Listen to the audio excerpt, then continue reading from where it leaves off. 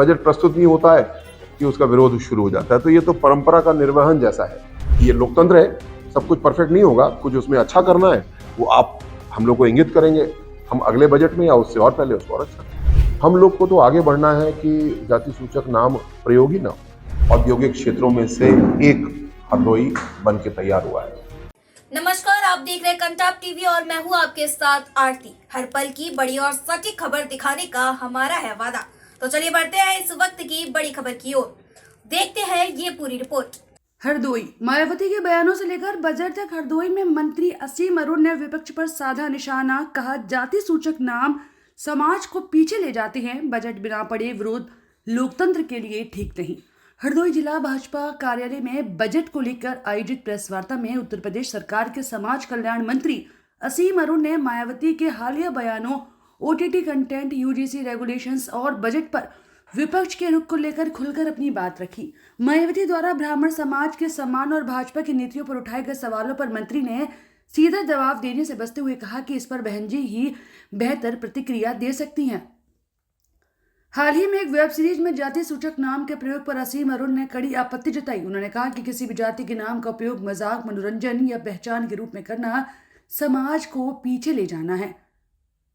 जाति सूचक शब्दों का प्रयोग चाहे मजाक में ही क्यों ना हो, सामाजिक समरसता के खिलाफ है। बैन की मांग पर उन्होंने कहा कि ओटीटी प्लेटफॉर्म के नियमों और कानून पहलुओं की जांच जरूरी है और संबंधित एजेंसियां इस पर उचित निर्णय लेंगी। यूजीसी रेगुलेशन को लेकर मायावती के आरोपों पर मंत्री ने स्पष्ट किया कि नियम नए नहीं हैं। 2012 में भी ऐसे प्रावधान मौजूद थे और 2026 में केवल सीमित बदलाव किए गए हैं। उन्होंने कहा कि किसी भी कानून के दुरुपयोग की स्थिति में न्यायालय तय करता है कि सजा कहां और कैसे लागू होगी, इसलिए अनावश्यक भय फैलाना ठीक नहीं है। बजट पर विपक्ष की आलोचनाओं को परंपरागत विरोध बताते हुए असीम अरुण ने कहा कि बिना बजट पढ़े उसे खारिज करना लोकतंत्र को कमजोर करता है। उन्होंने हरदोई के लिए घोषित टेक्सटाइल पार्क को बड़ी उपलब्धि बताते हुए कहा कि इससे औद्योगिक विकास के साथ साथ किसानों और युवाओं को नए अवसर मिलेंगे। सरकार खेती से जुड़े व्यवसायों और किसान सुरक्षा योजनाओं को और भी मजबूत कर रही है। जो यूजीसी के रूल्स आए थे, पहली बात कोई नई बात नहीं, 2012 में भी रूल्स थे और उसमें से थोड़ा परिवर्तन अब 2026 के रूल्स में किया गया था। बाकी सभी चीजें मैंने बहुत ध्यानपूर्वक अध्ययन किया, तुलना किया, सेक्शन बाय सेक्शन मैंने तुलना की, तो मैंने पाया कि इसमें कोई विशेष परिवर्तन नहीं है।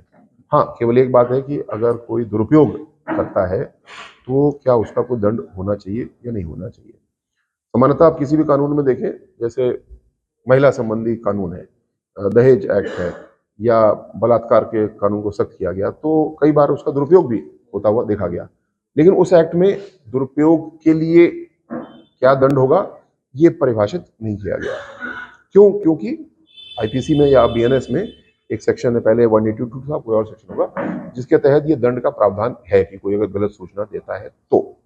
मुझे लगता है कि न्यायालय इस बात का परीक्षण करेगा कि गलत सूचना देने पे गलत सूचना देने में दंड तो होनी चाहिए, लेकिन क्या उस रूल में परिभाषित होना चाहिए या जो बीएनएस का प्रावधान है वो अपने आप में पूरा है। देखिए, जो विरोधी पार्टियां हैं उनसे मैं ऐसी अपेक्षा नहीं करता कि वो हमारे बजट का समर्थन करेंगे। हाँ, अगर उनकी बड़ी सोच होती तो वो जरूर बोलते कि इस बजट में ये अच्छाई और ये कमी भी है, दोनों बात। लेकिन बिना बजट को पढ़े बजट प्रस्तुत नहीं होता है कि उसका विरोध शुरू हो जाता है। तो ये तो परंपरा का निर्वहन जैसा है। विपक्ष का काम है सही योगदान देना। हो सकता है हमारी नीति में कोई त्रुटि हो तो आप उसको पॉइंट आउट करिए, उसको इंगित करिए, हम उसको ठीक करेंगे। लेकिन पहले ही हम्टी डम्टी बोलना, अब हम्टी डम्टी का मतलब क्या हुआ ये तो समझना बड़ा मुश्किल है। उन्होंने एक भर्त्सना सी कर दी और आगे बढ़ गए, हमने भी सुन लिया, हम आगे बढ़ गए। ये लोकतंत्र के लिए अच्छा नहीं है। लोकतंत्र के लिए अच्छा ये है जैसे कि भारतीय जनता पार्टी, हमारी केंद्र सरकार, प्रदेश सरकार मेरे जैसे मंत्रियों को, विधायकों को गली गली में भेज रही है बजट का संदेश पहुंचाने के लिए। क्यों? क्योंकि बजट एक तरह देखें तो बजट बड़ा कॉम्प्लेक्स सा मामला है, लेकिन है तो हमारे आपके लिए।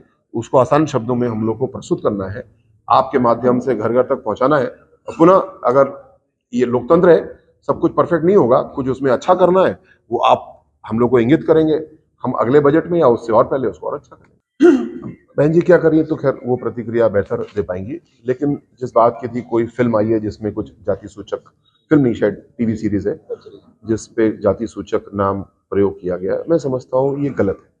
वो किस जाति पे मैं नहीं जा रहा, किसी भी जाति पे इस तरीके से नाम का प्रयोग करना समाज को बहुत पीछे ले जाने वाला है। हम लोग को तो आगे बढ़ना है कि जाति सूचक नाम प्रयोग ही ना हो।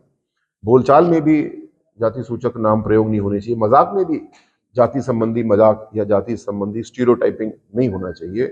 अब इस सीरीज का संदेश क्या है तो हम नहीं जानते, लेकिन जितना अभी तक प्रकट हुआ है मैं इसको समाज के लिए अच्छा नहीं समझता हूँ, स्वस्थ नहीं समझता हूँ। बैन लगाने के लिए आप लोग अब बैन तो नहीं कह सकता मैं, क्योंकि नहीं, अब इसके लीगलिटी देखनी पड़ेगी कि ये ओटीटी प्लेटफॉर्म पे है, ओटीटी प्लेटफॉर्म के रूल्स रेगुलेशंस थोड़े अलग हैं। आप सिफारिश और करेंगे कि बैन नहीं, मैं केवल इतने पे सिफारिश नहीं करूंगा, क्योंकि इसकी गहराई में घुसना होगा कि इसका मतलब क्या है, ये किसी का नाम है या जाति को संबोधित कर रहे हैं। तो प्रथम दृष्टा मुझे भी सुन के अच्छा नहीं लगा, लेकिन इसकी गहराई में घुसना चाहिए और मुझे विश्वास है जो हमारे सेंसरशिप की एजेंसीज हैं गहराई से घुसेंगी इसमें। हमारी वित्त मंत्री निर्मला सीतारमण जी द्वारा उसमें हरदोई के लिए विशेष रूप से टेक्सटाइल पार्क देने की घोषणा हुई है। उस पर काम पहले से चल रहा था और एक बड़ा बजट इसके लिए दिया गया है। कुछ क्षेत्र इसका लखनऊ में रहेगा जनपद में, कुछ क्षेत्र संडीला में रहेगा, हरदोई में रहेगा। मैं समझता हूँ ये बहुत बड़ा कदम है।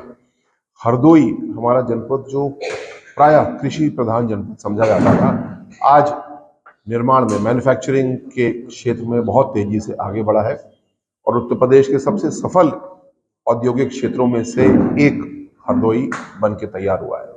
इसके साथ साथ किसानों को भी कैसे मजबूती दी जाए, इसके लिए कदम बढ़ा रहे हैं हम लोग, ये मानते हुए कि जो पारंपरिक हमारे क्रॉप्स हैं उसके जरिए बहुत ज़्यादा किसान की आमदनी बढ़ाया जाना अब संभव नहीं रह गया है।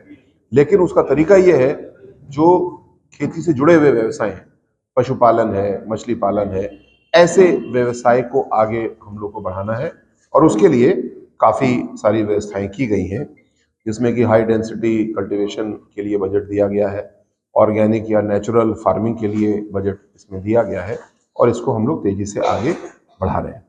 जो भारत विस्तार एआई नाम से एक पोर्टल बनाया गया, एक व्यवस्था बनाई गई है, ये इसलिए है कि हम अपने हरदोई में ही हमारे किसान देख सकें कि मौसम का नवीनतम अपडेट क्या है, इस साल कौन सी फसल लगाना ठीक होगा, रेट क्या है, और सबसे बड़ी बात आर्टिफिशियल इंटेलिजेंस का प्रयोग करके आने वाले समय में लागत कैसे कम की जाए, ड्रोन को उपयोग कैसे किया जाए, इसके ऊपर एक बड़ा प्रस्ताव बनाया गया है और इस बजट में हम लोग इसको लागू करेंगे।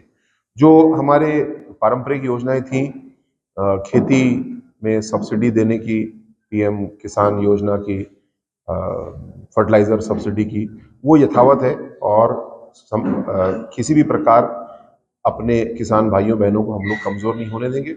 और फिर भी अगर किसी वजह से फसल फेल कर जाती है तो फसल बीमा योजना है, उसको भी हमने और मजबूत करने का काम किया है।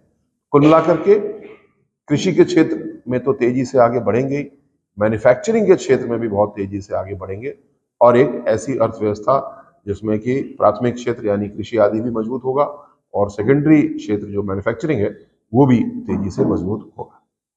फिलहाल इस खबर में इतना ही। हर बड़ी और छोटी खबर की सटीक जानकारी के लिए बनी रहिए कंटाप टीवी के साथ। आप देखते रहिए कंटाप टीवी, जो खबरें दिखाई नहीं जाती असर भी करती हैं। नमस्कार।